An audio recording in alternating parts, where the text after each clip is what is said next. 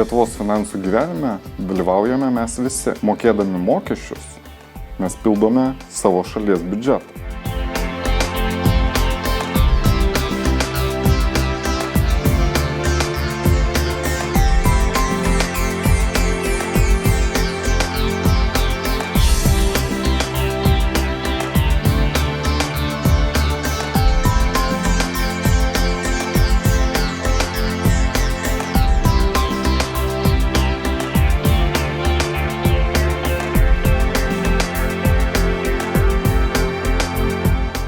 Naudodamiesi viešosiomis paslaugomis, mums kartais netgi atrodo, jog jos yra nemokamos.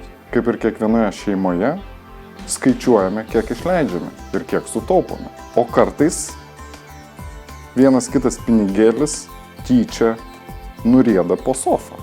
Valstybės mastu mes tai vadiname šešėliu. Kartais ir šeimai, ir valstybei tenka skolintis. Pristatau Finansų ministerijos parengtą informaciją apie tai, kur yra išleidžiami visų mūsų mokesčių mokėtojų pinigai.